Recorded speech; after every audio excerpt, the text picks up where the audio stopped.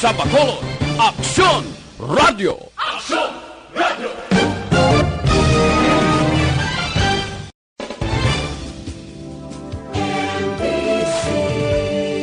Manila Broadcasting Company. Sa balita, komentaryo, isyu, serbisyo publiko. Aksyon Radio! Sa Bacolod, Aksyon Radio! Aksyon Radio!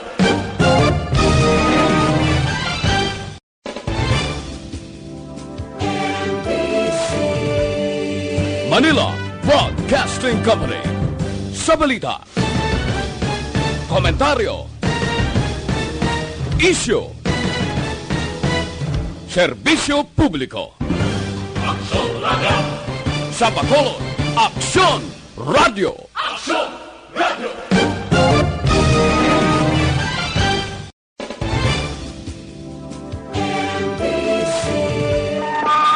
Aksyon Radio Philippine Standard Time, las 6:32. This time check is brought to you by ACS Manufacturing Corporation, ISO certified, world-class quality. Aksyon Reports, second portion. Di kalidad, kag madalong ng mga analisis sa pinakainit na balita sa bilog na probensya kag nasyon. Aksyon Reports, second portion. Patas kag balanse na komentaryo sa mga issues kag mga balita nga nag-aapekto sa mga pumuluyo sa adlaw-adlaw nga tanan. Aksyon Reports, second portion. Upod sa veterano kag respetado nga komentarista, Aksyon Fred Salanga. Karon nga adlaw Huwebes, pitsa 30 na bulan sa Enero tuig 2020. Anano ang mga balita kag mga isyu para karon nga adlaw. Kahapon nakatapak imang ko ba sa New Government Center. Nakapungko ko kadali sa opisina to ni Councilor Israel Salanga for the first time. Nakasaka ako dito sa pangagda sang pila ka engineer. Bangod kining isyu bla sang Halandumon Tower. Ginimbitar kita, nagtambong kita sa Prescon. Kaya matinangin kontrobersyal ini, ginabalbal ini, wala kagtuo sang pila ka mga kritiko plus pila ka mga oposisyon nang luyag la maganos lang sa administrasyon kapangita silan nga makabalbal. Atong pagbalbalan ay social media kag iban pa, wala kita mag-intra. Nga wala kita mag-intra kay hindi kita ya engineer mo. Wala man kita maka-interview sa engineer kung ano gid ang matuod-tuod nga natabo. Kabudlay nga magpalupad ka bala. Pwede lang na kung hanot lang nga hanot para lang makahanot ikaw, para lang makakomentar ikaw, balbalon mo nga balbalon, nga wala ka man balasiyan, kay mati, wala ka man namangkot, wala ka man nag-interview sa pipila ka mga engineer. So, kahapon, nagtambong kita. Ginpatag ni Project Engineer Loben Rafael Caballos nga hindi overpriced, wala korupsyon, hindi substandard ang material nga gingamit sa pagtukod sa 4.8 milyones nga Halandumon Tower. Man dako ang isyo, bangod sa tublang Koreano nga nagbungko isubi ya. Wasak ang tapaludo ya. Tisiling ni Engineer Sibalios, lantawabla, kung hindi mabakod, amo ng tsura sang SUV, hindi mapuslan, wasak mo ang tapaludo, niyang tower gitindog pa. Tipsing gilang nga nagigubaya sa nabungguan niya. Ang maka-ilintriga pato nga palayag ni Sibalios, guro dominyo, sakit man buot sagad balbal bla, niya ning tower ni Halandumon Tower ni, kuning nabalbal sa mga kritiko. Nga mga kritiko, ni pila kada magkaladula sa kalibutan, ang Halandumon Tower itindog pa. Porte mga balbal ni Sibalios. Ang pila ka mga ginasulusiding na ton nga isyo nga magainit, amo ini palayag bad sang vice alkalde sang syudad sa Bacolod. Ano ang komentar sang vice alkalde ni Vice Mayor Elced Pamilyaran? Ining komentaryo bla ni Councilor Gamboa nga mga tower of corruption kag iban pa nga puno sang anomalya siling ni Vice Mayor Elcid Pamilyaran nya inigin palayag sang o kon ang konsehal sa Bacolod irresponsable ini nga klase statement. Puwerte, no? So, gahulat kita kon ano naman ang isabat ni Councilor Wilson Gamboa kung si Engineer Sibalios pa na niya nakibot ko nimo kay Konsehal Gamboa adlaw-adlaw kita dahil man kami di upod ba kami sa basketball wala man siya namangkot kung anong matutuod nga natabo sining Halandomon Tower nga ni pagkatapos nag-issue saya sang statement nga may ara kontrobersiya, may anomalya, tower of corruption. Nya daw hindi ko maintindihan. Wala man ganis ka pamangkot. Wala man siya nangusisa, wala man siya mag-imbestigar. Nag-issue lang saya sa ginatawag sang Vice Mayor irresponsable nga statement. Amo na ang nagkalatabo. Din plastar gito sang project engineer. Kag ini gali nga Halandomon tower nga ni, wala pa ini final nga na turnover sa syudad. Ambot silingon, ang kontraktor wala pa mag-turnover sini sa syudad. Kay 80% pa lang agin bayad kag bangod sining natabo nga insidente nga pagpunggo sang SUV sang Koreano nga ginabulubanta man ni si Balios nga ang damage nga bayaran guro mga 300 tob 400,000 ang balayran. Ti ambot silingon, wala pa ni ma-turnover, wala pa ni nabaton sang syudad ang ini nga proyekto. Nagkontrobersyal lang siya bangod sa tong pagkabunggo sang SUV. Ang pamangkot na ton lingkot base may substandard na engineer kay manti ang mga kritiko gabalbal substandard kuno gagmay ang kabilya. Din pakita to mga kabilya ang foundation gaya pertik bakod pertik lagko sang kabilya. Sila niya nga halo ang sasulod. Bangod, dira ginabutang ang mga kuryente sa diin, dira gaging pasiga suga abla na. Di alang-alang na nga niya nga punon ka siminto na, ano pag-agi sa kuryente da karon? Ano pagpasiga mus na? Kaya dira gagi mga kuryente. Sa diin da man maagi ang pagpasiga kalain-lain nga mga suga nga ipasiga sa Halandomon Tower, di mo niya pagyon sa gwa. Kundi dira gid sa sulod. Pero ang foundation, mabakod. Na purti kapon mo.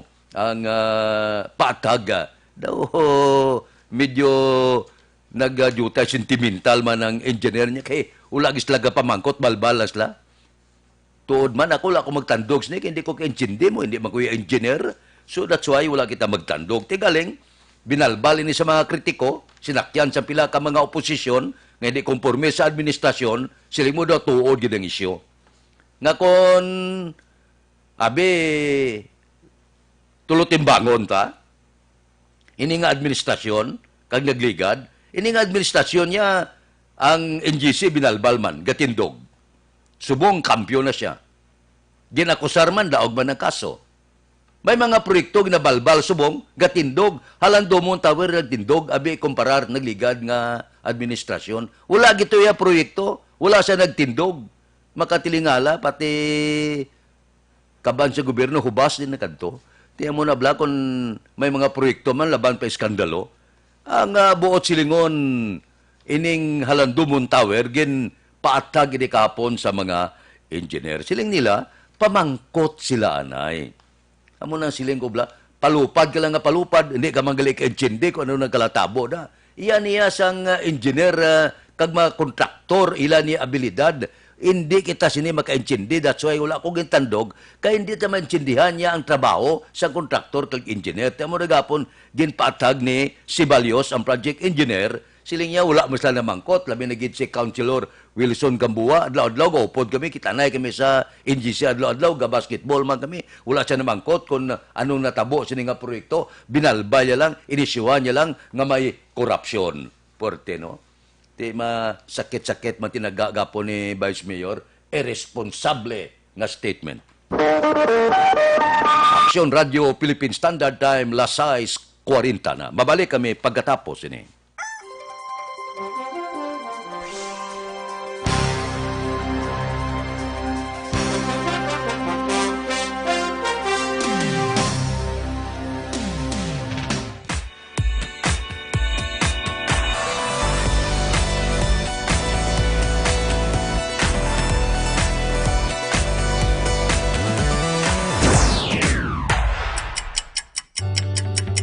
Yari ang mga programa nga inyo bantayan diri sa DYEZ Aksyon Radio Bacolod.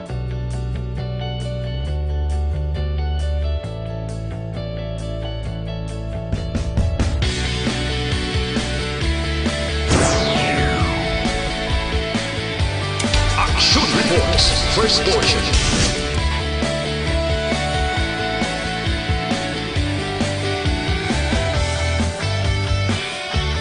Action Reports, second portion. Aksyon Balitang Bayan, numero 1. Aksyon Balitang Bayan, numero 1.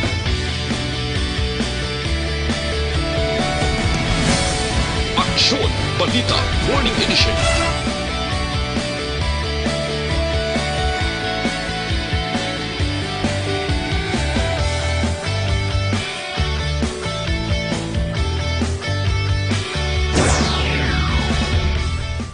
Aksyon Hotline. Aksyon Hotline.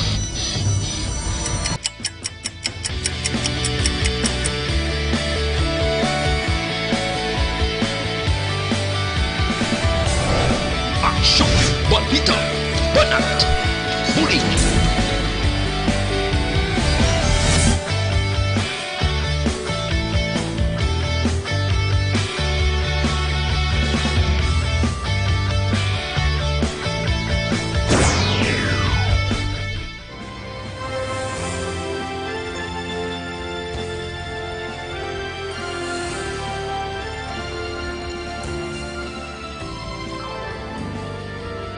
Action Reports Afternoon Edition. Action Reports Afternoon Edition.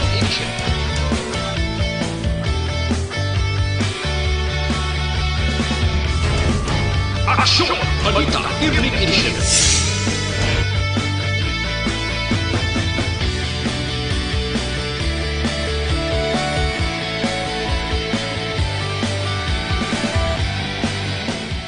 Action Firing Line. Action Firing Line.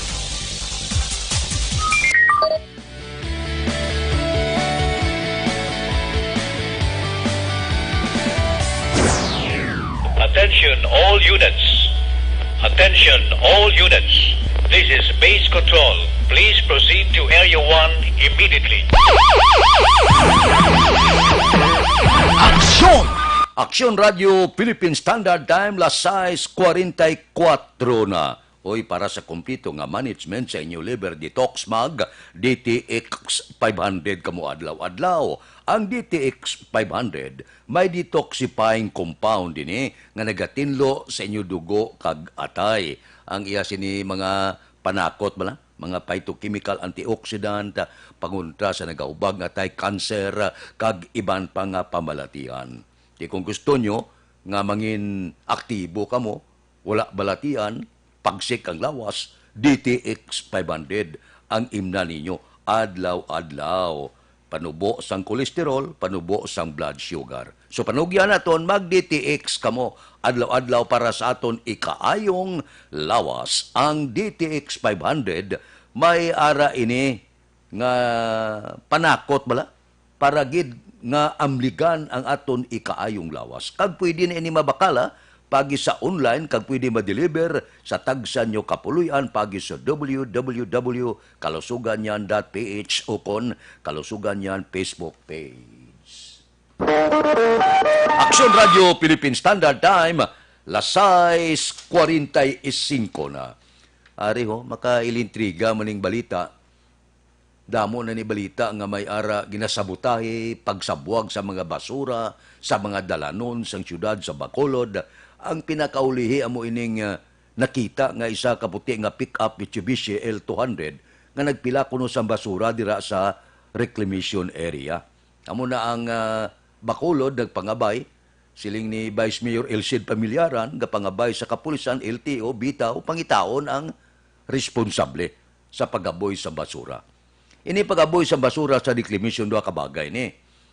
Nga ang basura sa balaya nga wala sa sang ululaan, wala sa sang pilakan, ikargaya sa lakyan niya kag ipilak dira sa reclamation area.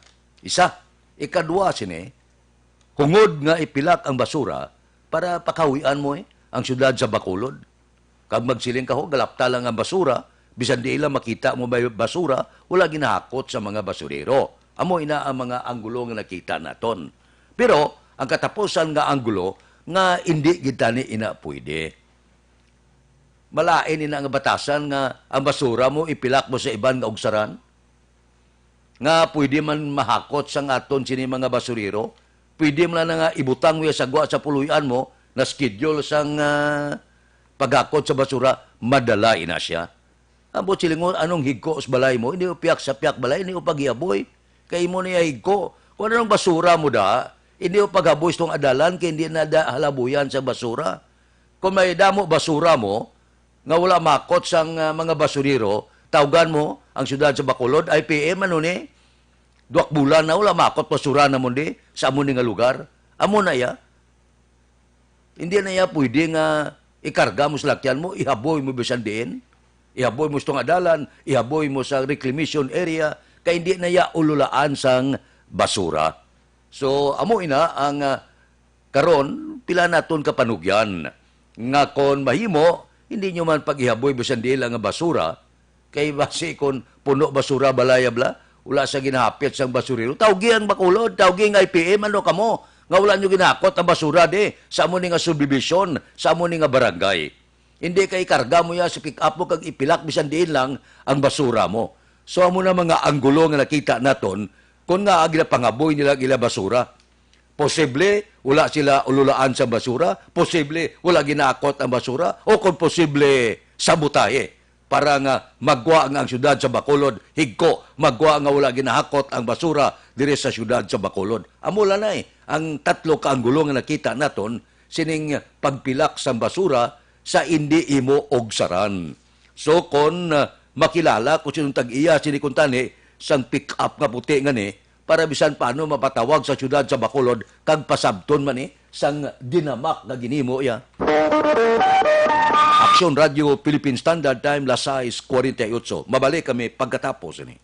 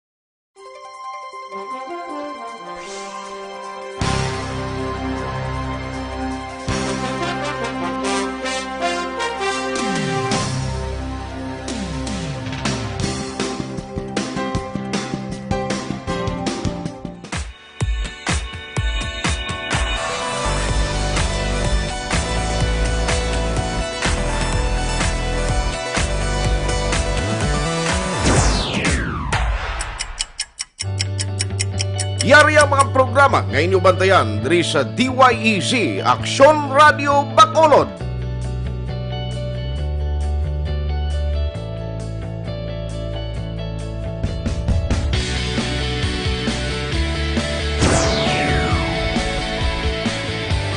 Action Reports, first portion.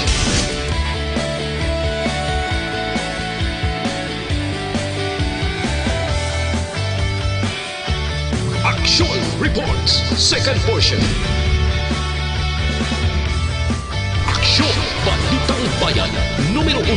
Aksyon, Balitang Bayan, numero 1.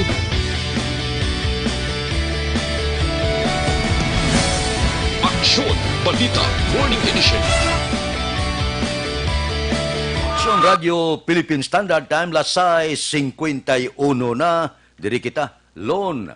Gusto mo, nubo, saka, dasig magproseso sang papilis para sa imo sini pag-loan sa chattel, ATM loan, business loan, salary loan, real estate mortgage, car or truck finance, GSIS pension loan, SSS pension loan, agricultural loan, pareho sang crop loans, tricycle loan, allotment loans, housing loans, pareho sa construction kag renovation. Diyan ka makadto, Federlep Lending Corporation. Ara lang sa second floor, Carmen Building, Lizares Avenue, Bacolod City. May mga satellite man sila nga opisina dira sa Door 104, XA Esteban Building, Galo Gatoslao Streets, Bacolod City. Ang Metropolitan Lending Corporation bala, may ara man sa corner Yungki, Guria Street, La Carlota City.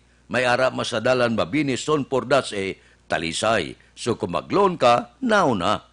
Nubo ang saka, dasig magproseso sang inyo papilis.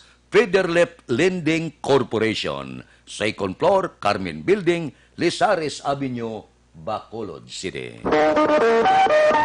Aksyon Radio Philippine Standard Time, lasay 53. Ari pagido.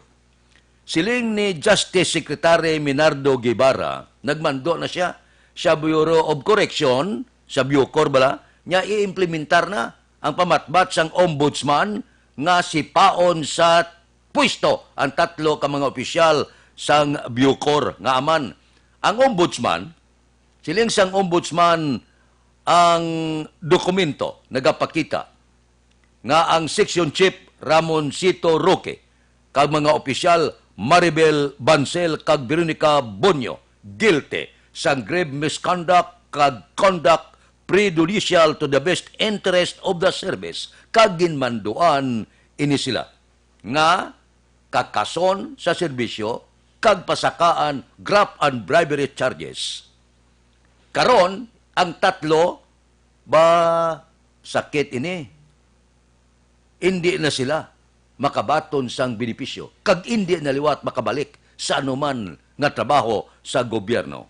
Tiyan mo ini ang mando sang ombudsman kag mando man ni Justice Secretary Minardo Guevara nga i-implementar ini.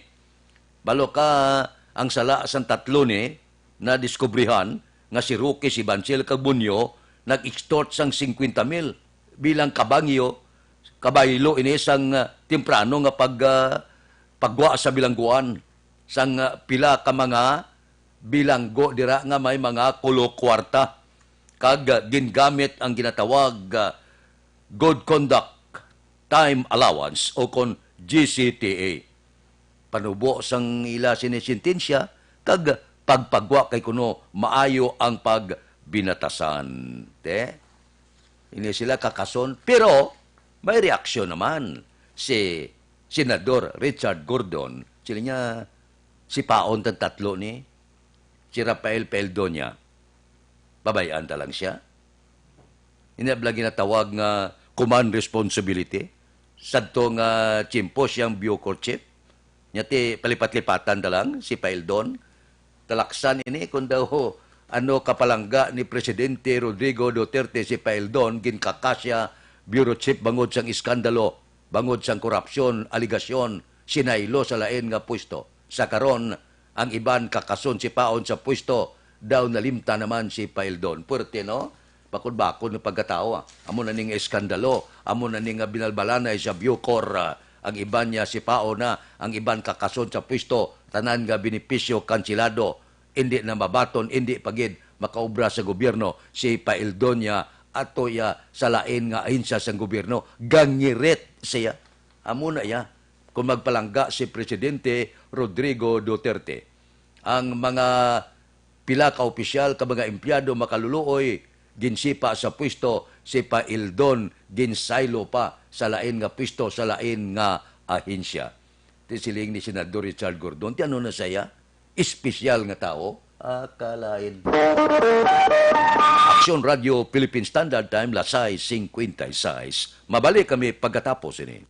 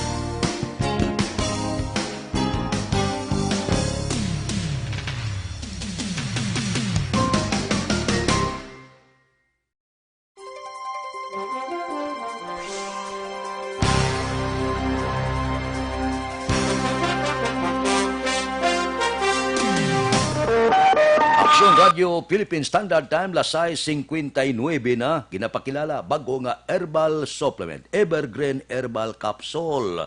Ang epekto sinipurte, nagabulig tinlo, pabakod, kag nagabalanse sang sistema sa aton lawas. Amo ning ginasiling lang ang sobra ginabuhinan, ang kulang ginadugangan, 7 kasagkap gintingob sa isa ka kapsula. Amo ini siya, ang Evergreen Herbal Capsule. Dako mabulig sang Evergreen sa pagpanubo sa blood sugar, bad cholesterol, uric acid, hyperacidity, sobrang asin sa lawas, kag creatinine.